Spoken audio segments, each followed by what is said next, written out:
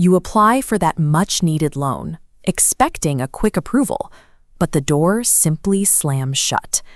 Whether you face an outright rejection or get burdened with high interest rates, the singular, invisible gatekeeper behind that decision is your CIBIL score.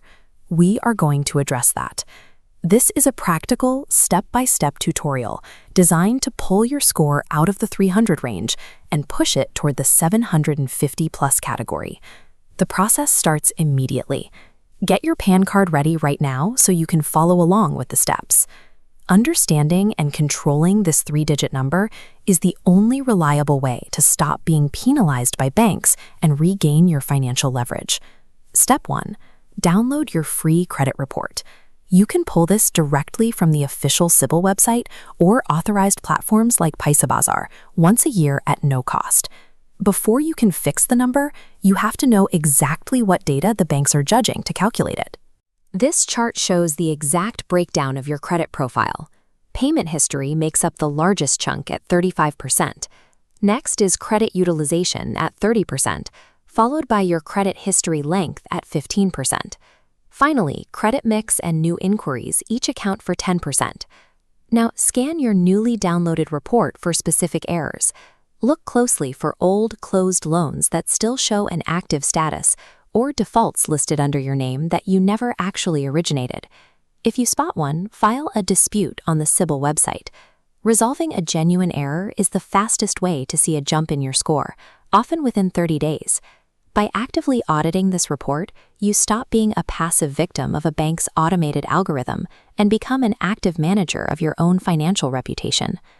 Next, we address the second largest factor, the credit utilization ratio, which drives nearly a third of your total score. This ratio represents the exact percentage of your total available credit limit that currently carries an outstanding balance. This diagram shows a credit setup with a 2 lakh rupee limit. With a balance of 1.5 lakh, utilization hits 75%, signaling high risk. The objective is keeping spending below 60,000 rupees, placing you in the safe zone under 30%. If you cannot pay the balance, call your bank to request a credit limit increase. Notice how expanding the total limit automatically shrinks your utilization percentage. The owed amount remains exactly the same, but the mathematical ratio drops to a healthy level.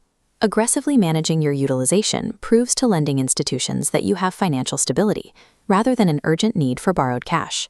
There is a common psychological trap designed by banks sitting at the bottom of every monthly statement, the minimum due option.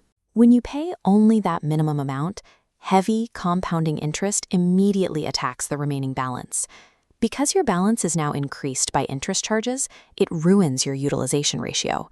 This creates a downward trend that drags your score lower month after month. This statement mock-up illustrates your new absolute rule. You must always pay the full statement amount before the deadline, and never just the minimum. Clearing the statement in full is a signal of financial reliability. It protects your score from algorithm penalties and your personal wealth from compounding debt. People often get the urge to permanently close old unused credit cards, thinking it will simplify their finances. Because your credit history length accounts for 15% of your score, permanently closing your oldest accounts deletes years of your proven behavior.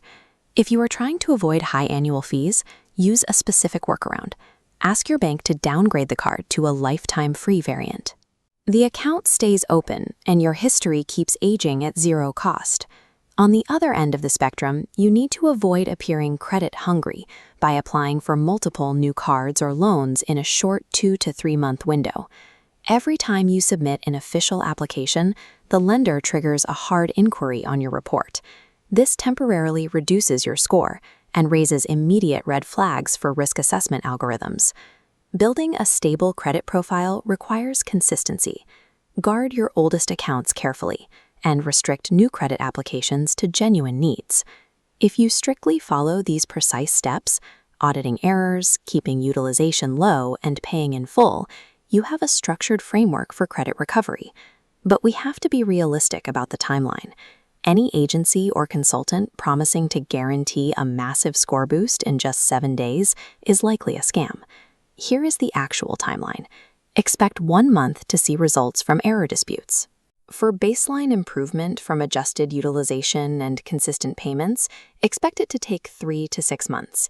If you have severe historical defaults, like payments missed by 90 days or more, it will require over a full year of consistent financial behavior for those marks to fully cycle out of the primary risk window.